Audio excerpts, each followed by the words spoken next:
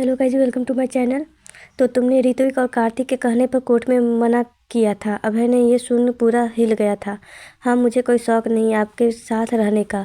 जहाँ विश्वास इज्जत ना हो वहाँ पर रहना और जाना दोनों मरने के जैसा है, रूही के ने कहा।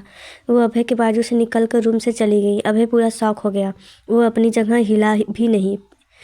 अभय, क्या हुआ? तुम दोनों लड़ क्यों रहे हो? ज्योति जी ने अभय के कंधे पर हाथ रख फिर पूछा। अभय उनकी बात सुन होश में आया। बिना कुछ बोले वह बाहर निकल गया। अभय अभय, ज्योति जी आवाज़ लगाती रही। देवेश जा रहा, उसके पीछे ये गया। कहाँ है गया है वो? दादी ने कहा। सबके चेहरे पर परेशानी दिख रही है। देवेश भागते भागते अभय के पीछे पीछे नीचे आया। वो जब तक आया तब तक अभय गाड़ी में निकल चुका था। भाई कहाँ गए? देवेश ने जैक से पूछा। नहीं पता, उन्होंने मुझसे चाबी मांगी और वो बिना कुछ बोले निकल गए, जैक ने कहा। देवेश परेशान हो गया। टेंशन मत लो सर, सर के पीछे गार्ड्स हैं। जैक ने देवेश को परेशान देख कहा। टेंशन वो नहीं है, भाई भाभी के बीच फिर झगड़ा हुआ है, देवेश ने कहा।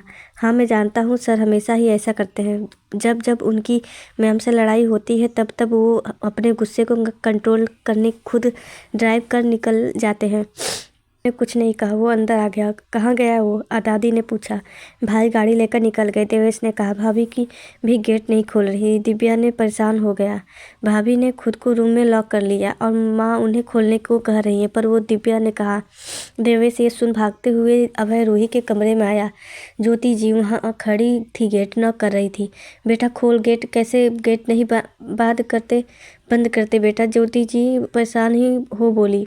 देवेश भी वहाँ जल्दी से आया। भाभी भाभी गेट खोलिए। देवेश भी गेट नॉक कर बोला। रूही गेट लगा अंदर बेड के पास नीचे बेड से टेक कर बैठी हुई थी। उसकी आंखों में आंसू थे। वो रोते हुए बड़बड़ाई जा रही थी। समझते क्या है खुद को? जो मन में आया बस बोले जा रहे हैं। सही कहते हैं, किसी की भी फिक्र नहीं करनी चाहिए मुझे, रूही बड़बड़ाते हुए अभय को सुनाई जा रही थी। बाहर ज्योति जी, अभय, दिव्या तीनों रूही से गेट खोलने को कह रहे थे। साथ रूही ने गेट को नॉक होते देख कहा। वो उठी और अपने आंसू पोंछ कर गेट के पास आई। गेट खोल बाहर देखा। गेट पर दिव्या, ज्योति जी, देवेश परेशान खड़े थे। बेटा ये क्या है? ऐसे गेट नहीं लगाते, ज्योति जी परेशान से बोली। मैं ठीक हूँ, मुझे डिस्टर्ब मत करिए, रूही ने बिना एक्सप्रेशन से के कहा और गेट लगा दिया। गेट लगते ही तीनों ने एक दूसरे को देखा। वहाँ से नीचे आ गए। क्या हुआ? गेट खोला रूही ने। दादी ने तीनों को नीचे आते देख कहा। हाँ, ज्योति जी ने कहा। आप लोग खाना खा लो, ज्योति जी ने दादी से बोला। भूख नहीं है बेटा, दादाजी ये बोल बाहर निकल गए। मैं इनके साथ आश्रम जा रही हूँ, दादी ने कहा। वो दादाजी के पीछे चली गई। माँ मैं हॉस्पिटल जा रहा हूँ, भाई घर आ जाए तो कॉल कर देना, देवेश ने कहा। ज्योति जी के पीछे पैर छू कर बाहर चला गया। दिव्या भी रूम में आ गई। अब हॉल में ज्योति जी बस रह गई थी। वो अपना सर पकड़ वही सोफे पर बैठ गई। हे भगवान, कब तक ऐसा रहेगा? कब तक मेरे बच्चे ऐसा एक दूसरे से लड़ते रहेंगे? ज्योति जी हाथ जोड़ भगवान से बोली। रूही गेट लगाकर बेड पर लेट गई। थोड़ी देर में उसे नींद भी आ गई।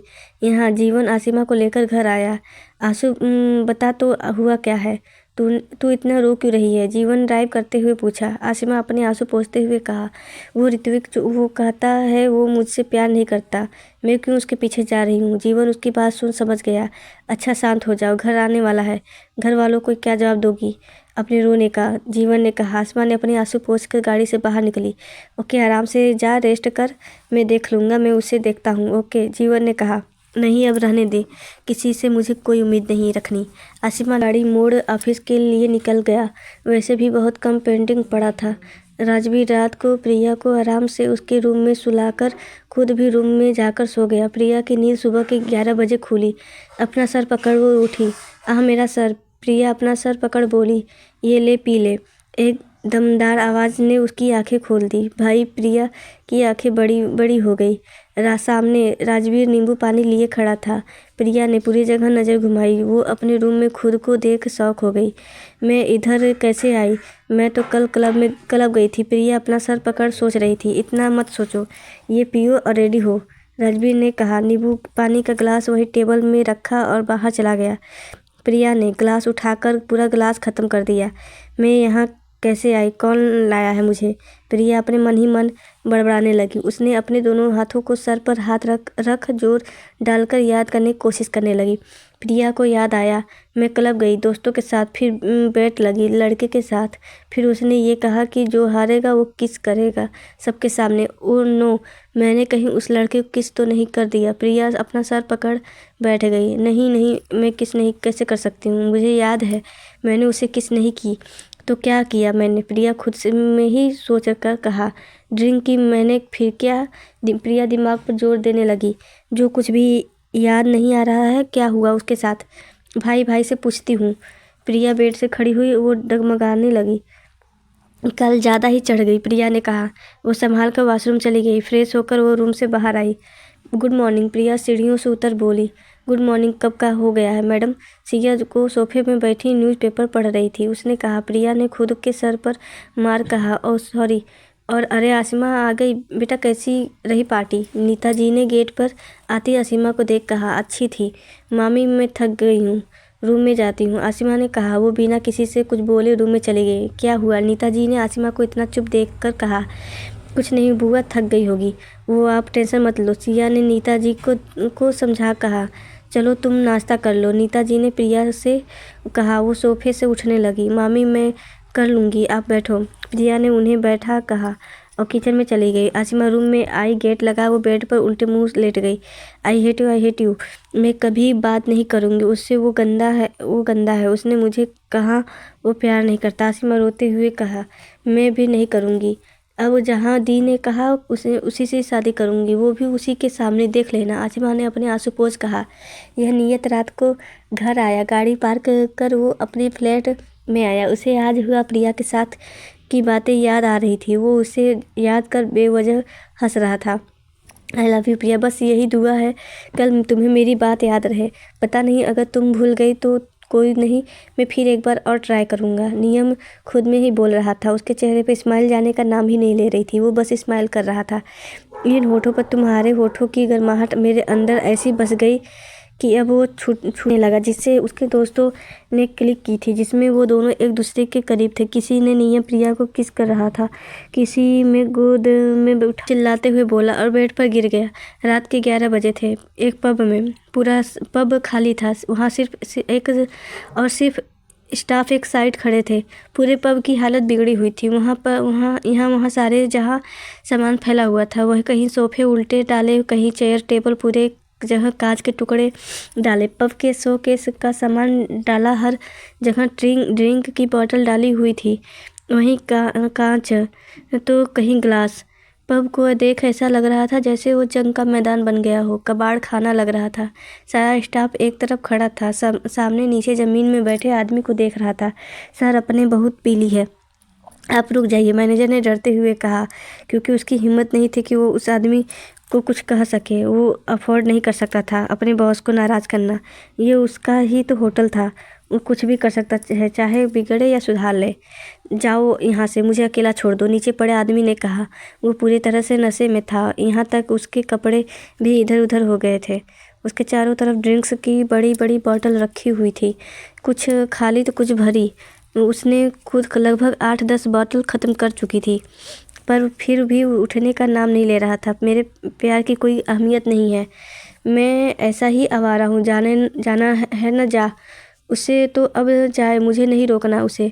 वो मेरे लिए रुकी है नहीं, वो तो मेरे उन कमीनों दोस्तों की वजह से रुकी है, आदमी ने पूरी तरह नशे में बड़बड़ाते हुए कहा। उसे खुद समझ नहीं आ रहा था कि वो क्या बोल रहा है। आप सब समझ ही गए होंगे वो कौन है। गेट से 2 लोग अंदर आए।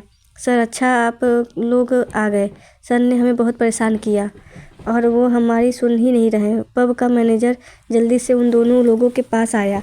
हम देखते हैं कहाँ है अभय, ऋत्विक ने कहा। ये दोनों ऋत्विक और कार्तिक थे। सर उस तरफ है, मैनेजर ने एक तरफ इशारा किया। ऋत्विक कार्तिक दोनों उसी तरफ आ गए।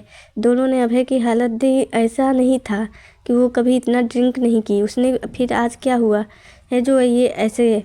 अभय ऋत्विक दोनों कार्तिक दोनों अभय के आ गए। तुम दोनों मेरी डूडू बत्ती ने आया पा ककेराने, अभय ने नशे में दोनों को देख कहा। उसकी आवाज़ भी लड़खड़ा रही थी। अभय चल इधर से, हम सुबह बात करते हैं। कार्तिक ने उसे उठाकर कहा। सुबह नहीं, अभी बात होगी, आज ही, अभय ने जिद कर कहा। वो उठ ही नहीं बैठा रहा। इसने कितनी पी है? ऋत्विक ने मैनेजर से पूछा। सर ने दोपहर से कम 8-10 बोतल पी ली होगी। मैनेजर ने कहा। 8-10?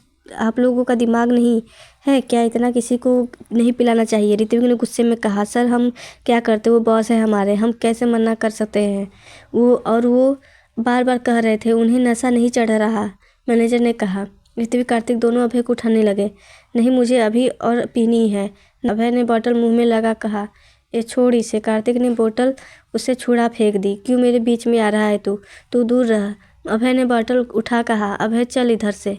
ऋत्विक ने उसे उठा कहा। नहीं, मुझे कहीं नहीं जाना, अभय ने चिल्ला कहा।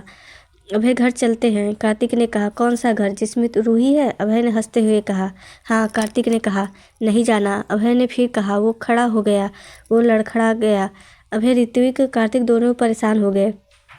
तुम दोनों ने मेरी उम्मीद पर पानी फेर दी। अभय अपने हाथ में बॉटल ले कहा। क्या किया हमने? कार्तिक, ऋत्विक ने कहा। तुम दोनों ने रूही से कहा, मेरे साथ रहने की फोर्स किया। वो तुम दोनों की वजह से मेरे साथ है, अभय ने कहा। वो नशे में झूम रहा था। स्टाफ मन ही मन सोच रहा था कि इतना बड़े आदमी का भी दिल टूटता है। इतना बड़ा आदमी भी किसी के प्यार में पागल होता है। मेरे दिल में जो उम्मीद थी कि वो मेरे पास ज़रूर आएगी, आज वो मिट गई। सोचा था कि वो कोर्ट में उसने मेरे साथ रहने के लिए किया है, पर वो नहीं, तुम दोनों की वजह से किया है। वजह? अभय ने ये बोलते हुए रोने लगा। मैं बहुत प्यार करता हूँ उससे, अगर वो नहीं मिली तो आज मैं मरना चाहता हूँ। द ग्रेट अभय आर्यन आज हार गया है। तुम दोनों ने मेरे सच्चे यार हो, बहुत साथ देते हो मेरा, पर इस बार तुम दोनों ने गलत का साथ दे दिया। और गलत कौन है? मैं हूँ, अभय ने कार्तिक के ऋतु की उंगली दिखा कहा। अभय गेट की तरफ जाने लगा, पर अभय ने सामने गेट की तरफ देखा। अरे तुम इधर क्यों आई? अभय ने नशे की हालत में लड़खड़ाकर चलते हुए गेट के पास आया।